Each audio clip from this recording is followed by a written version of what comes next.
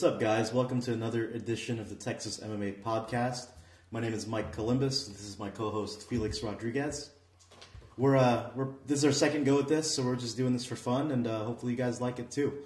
So today we're going to talk about a few things really quick, some predictions for some fights upcoming, including Legacy 39 in Houston this weekend, along with UFC 184, headlined by Ronda Rousey taking on Alpha Cingano. And then we'll talk about some other stuff, including a controversy, Jiu-Jitsu out of Lubbock. So, Felix, how's it been going? It's been going pretty good. It's a pretty action-packed month so far. We do have a lot of stuff to talk about, especially the controversy involving the awarding of junior black belts to children in Jiu-Jitsu and the debate that's been going on in our forums regarding whether it's watering down the art or not. More on that later. Also, the events that are coming up, both Legacy and UFC, and a really interesting Texas match that we'll talk about a little bit later, and Evan Cutts and Colton Smith as well. Good deal. Actually, you know what? We should start with that. Taking place over at Rock's Extreme Fight Night 7 in Harker Heights this Saturday. Colton Smith, former UFC Ultimate Fighter winner, taking on another guy that's been really great in Texas for some time.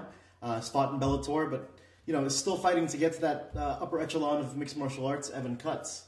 What do you think of that fight? Oh, it's a battle of the reality TV stars. Evan Cutts was on Bellator's Fight Master, I believe it was called. Yeah, that's right. New Orleans, they filmed it. And Colton Smith, of course, like you just said, he's a Ultimate Fighter winner, UFC veteran, solid wrestler fighting out of Fort Hood. I believe he's one of the combatives instructors there. I think it's going to be a matter of who has the better wrestling. Both are brown belts in Jiu-Jitsu. Well, let's talk about this. Basically, since these are both Texas guys, right? And there's a lot of fans of both of these guys. Let's kind of give both sides of the fight and say why we think each fighter can win. So, who would you like to take? Take Colton. How can Colton win this fight against Evan Cutts? Colton will win this fight by pressing forward and using his dominant wrestling. He's got a very top-heavy, push you to the corner, take you down, ground and pound you, grind you out for 5 rounds, 3 rounds, whatever the case may be. Very well-conditioned athlete. His striking is not as elite as some other fighters that have been in the UFC. However, at the regional level, his striking is as good as anybody that has a solid ground game. And I think Evan can win the fight because he's got a great mix of jiu-jitsu, wrestling, and he's got exceptional striking skills as well. Actually, for this level, something that Colton has. I wouldn't say he's struggled with, but his striking seems a little more rudimentary than Evan's. Evan's got a more expanded range of strikes than he can throw with knees, elbows, kicks, everything. So that's how I think he can win the fight. Now, who do you think's actually going to win this fight? Who's your pick? I would give it to Colton by a unanimous decision. And I'm actually picking Evan, going by really the strength of his performance against Sean Spencer, who's done a lot in the UFC. Evan fought him, I think it was a split decision, but either way, he gave him a heck of a fight. That was a good one. And recently Colton hasn't experienced a lot of success, and Evan's really well-rounded. So I think he's got a great shot at this fight. But whoever wins, best of luck to them with the rest of their career. Same thing with the guy who doesn't win. It's a typical fight where the fans win if they both show up to fight and they don't really try to dance around each other. Gotta love these regional battles, right? So next we're going to talk about Legacy Fighting Championship 29 back in Legacy's hometown of Houston, Texas. This thing's going to be taking place, actually, depending on what time this podcast goes out, maybe tonight at the Houston Arena Theater.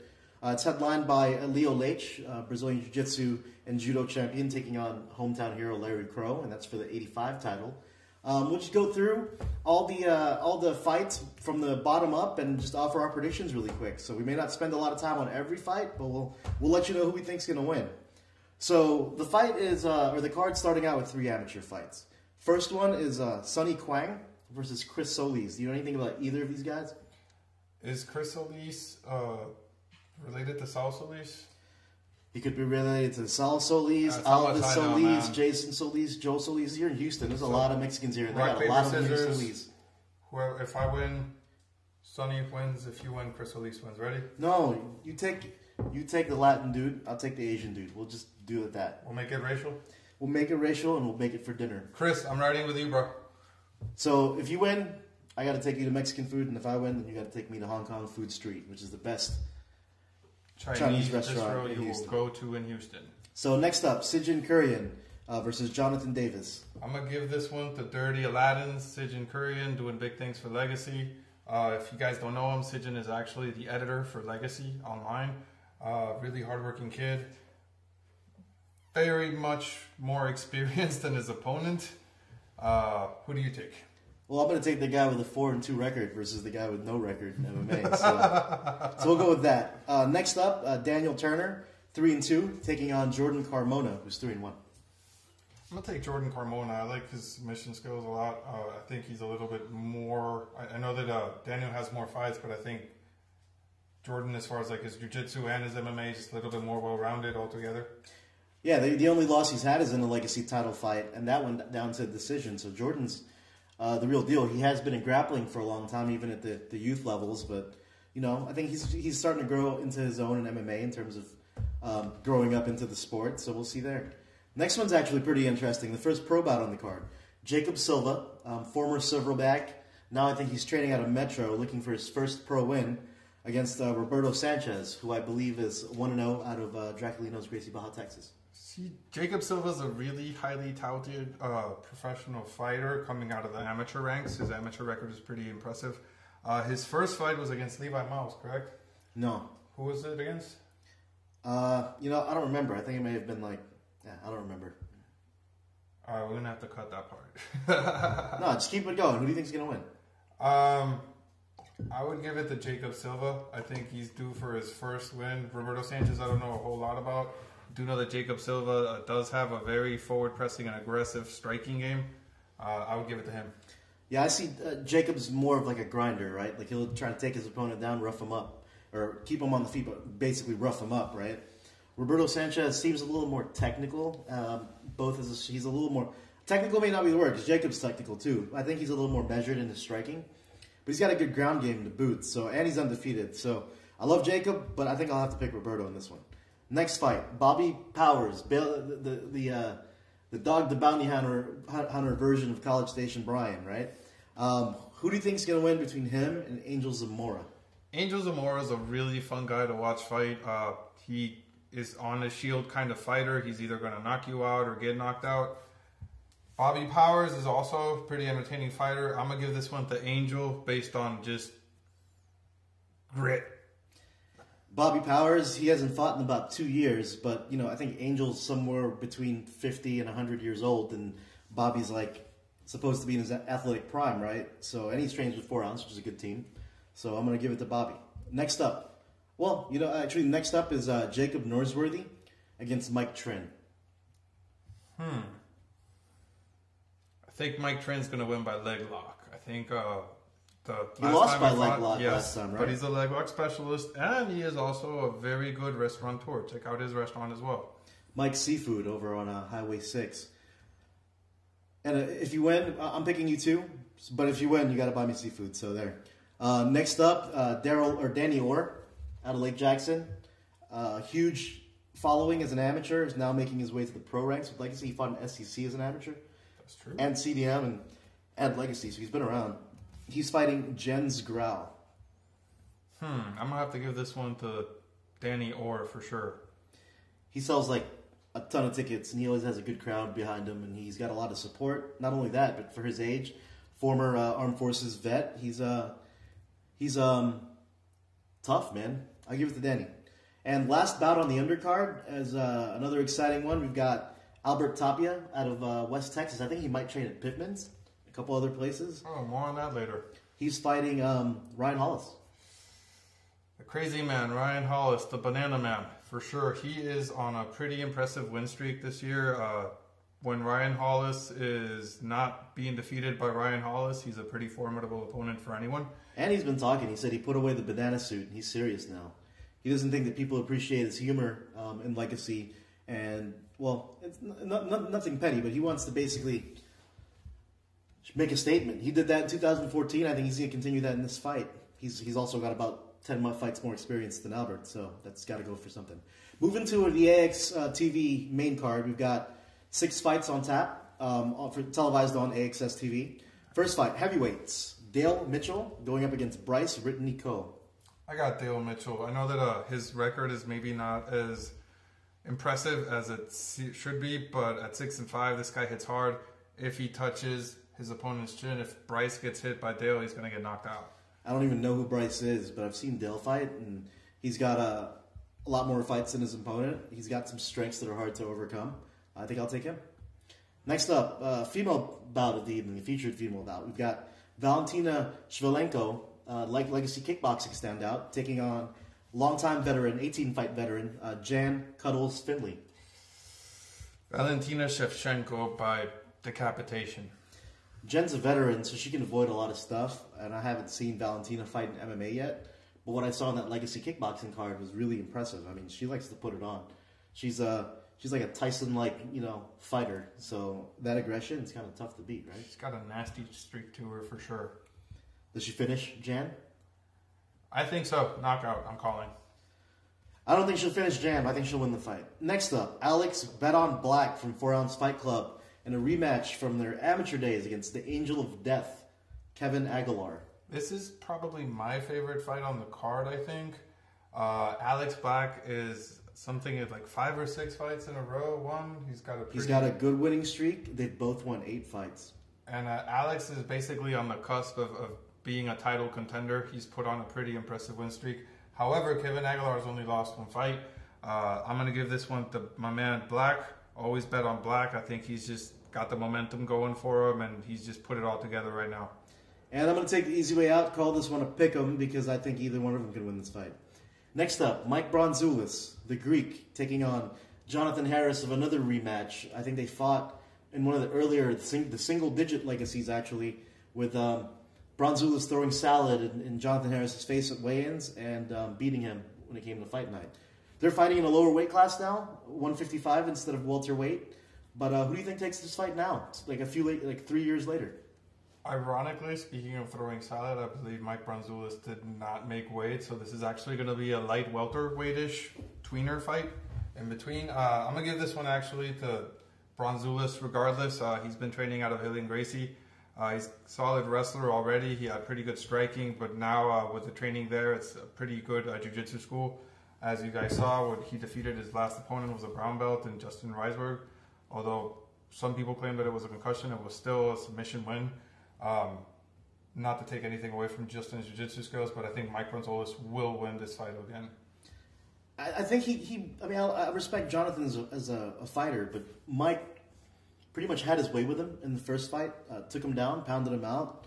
So unless, he proves me wrong, which he certainly could do, I'm going to give it to history and say that Mike beats him again. Next fight up, Thomas Webb. I think he's out of Louisiana.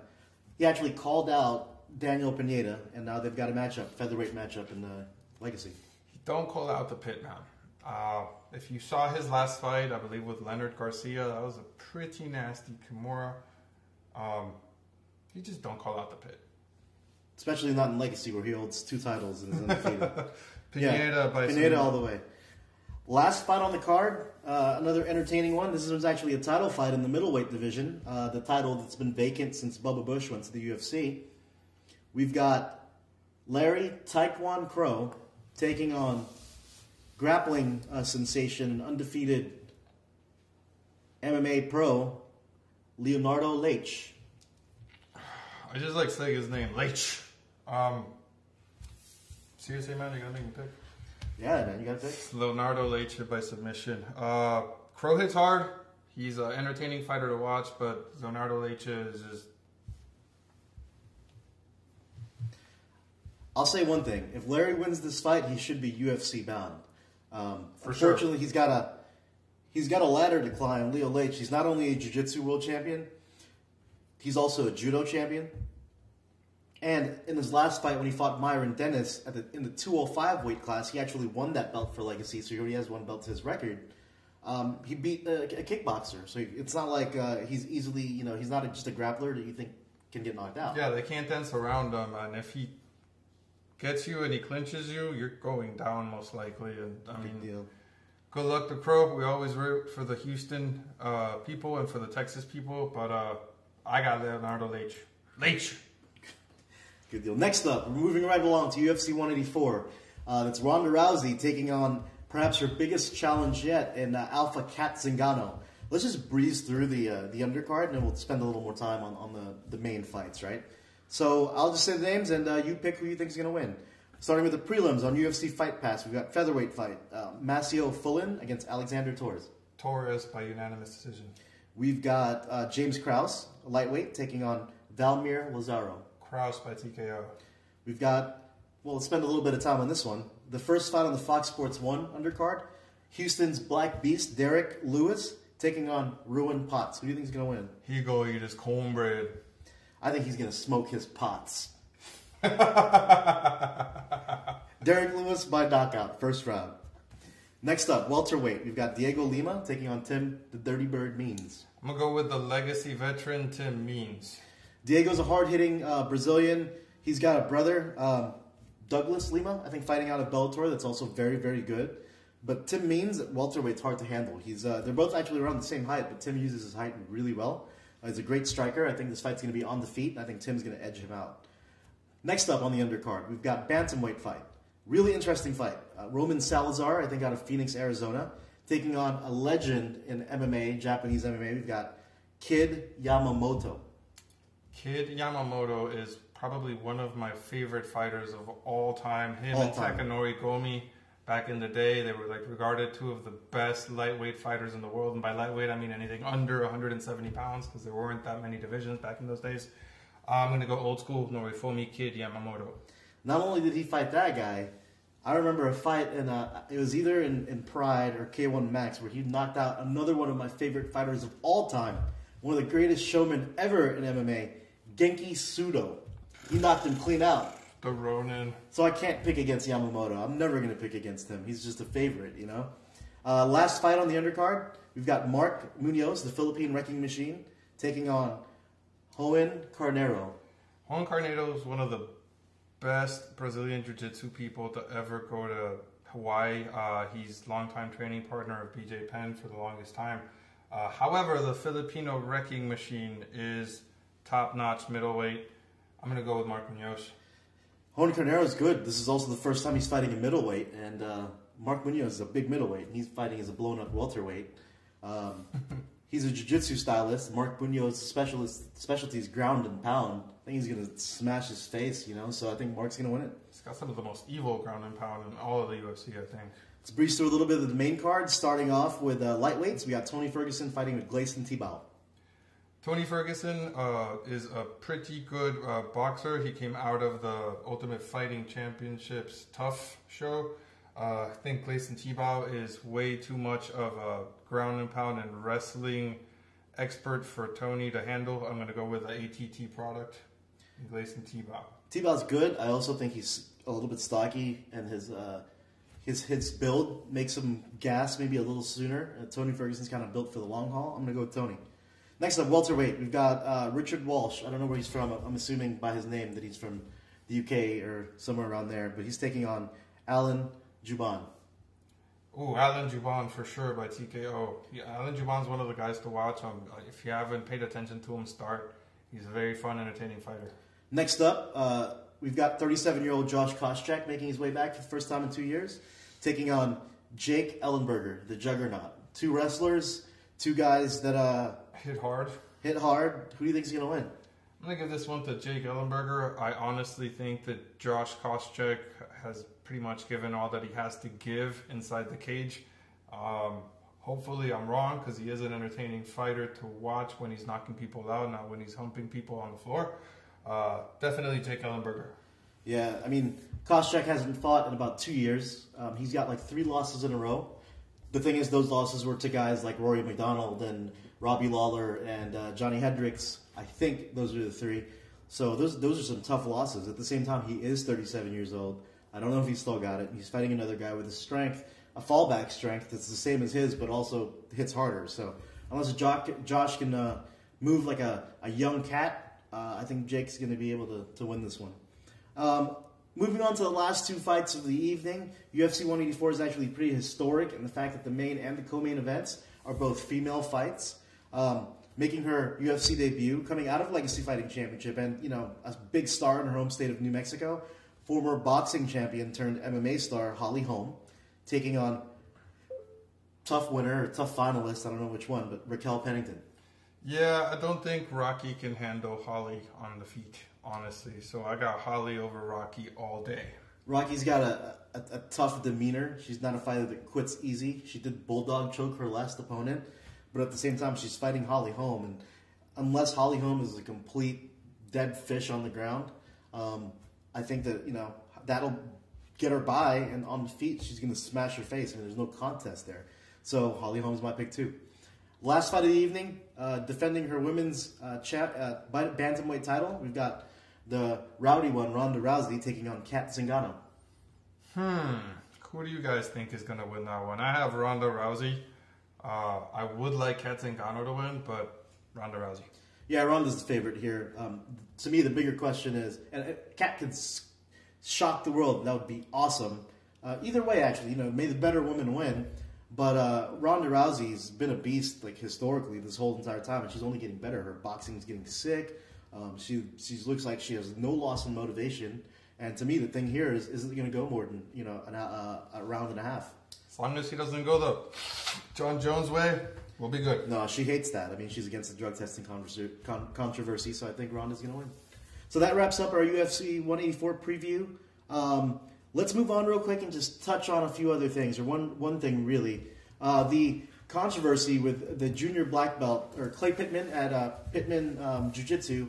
It's actually a Jiu-Jitsu controversy, but he's been on fire with the community because of an article that came out, and Bruno Bastos actually calling out his practice of awarding junior black belts similar to what's happening in Taekwondo. Now, to give all sides of this issue, I want to basically give some background on terms of what Carlos Machado responded as, along with what everybody was pissed off about anyway. So, you tell everybody why they're pissed off, and then I'll say what Carlos responded with. Basically, what the problem is not the quality of the instruction, because Carlos Machado, you can't argue that. And it's not Machado; it's actually Pittman, his affiliate. So he is is it Klay or Kyle Pittman? Klay Pittman. He is Klay Pittman's instructor. Klay Pittman is a very successful and, by all accounts, an extremely competent and well-regarded instructor in his own right. The problem is not the quality of instruction or the lineage. The problem is that a black belt, this thing here, represents mastery. Now, I'm not a black belt. I'm just putting this on to drive a point. I don't deserve to have this. If you're a kid, honestly, you don't either. That's my opinion as a martial artist, not as a journalist, not as one of the members of TXMMA. It's just my personal opinion as someone who's been training for 8 years. If I go into a school and there's a kid that has been alive less than the time that I've been training, and I got to bow to him as a black belt, I have a problem with that, honestly. It's a respect thing. So just to give a little bit more of a background on it, okay, so everybody was pissed off because they saw a picture of a kid being awarded 7 stripes on a black belt. The way Pittman does it, the rank is more about the amount of hours spent on the mat than anything else. It's kind of like a black belt club in Taekwondo, right? So in this kid's case, and this controversy is not about the kid. Let me make that clear. The kid's an awesome kid. His dad actually commented on our thread, and he was awesome too. It's about the practice. So this 7th degree black belt is an example. Each stripe represents 200 hours on the mat. So Carlos was telling me that Professor Carlos was telling me that it's a tool for not only to keep the kid coming and retention, but also as an incentive in today's world of low attention spans, video games, and other sports pulling a kid out of jiu-jitsu. So in his way, it's keeping kids off the street, it's keeping them in the school, and it's something beneficial along those lines. Also, another thing that both sides of the issue agree on, it's also a way to make money. Retention drives up revenue, right? Because you're keeping your business, and not only that, but I'm sure the program may or may not cost a little more, but it might. Include also, belt testing and that sort of thing. So Professor Machado was basically saying, Clayton's doing a good thing in Lubbock. He's had a successful school since '93. I think he's one of the most respected guys in that time. He's kind of on an island in Lubbock, so he doesn't hear much. Like, this practice has actually been going on for some time, but it's only been called out by Professor Bruno Bastos and also BJJ Eastern Europe, so now everybody's getting a hold of it, and it's kind of going crazy. Machado explained that, it's Clay's school. He runs a great program. He's a good human being, and he has a right to do what he wants to do. Meanwhile, the other side of the jiu-jitsu community is, saying that it's watering down the art. And the black belt, especially in jiu-jitsu, is one of the most sacred things left in not mixed martial arts, but martial arts in general. jiu-jitsu is being historically the toughest to attain, you don't just slap that on a child and not expect any repercussion from the community around you that's traditional, right? So, I think you kind of said a little bit about your opinion, but what's your final thought on this subject?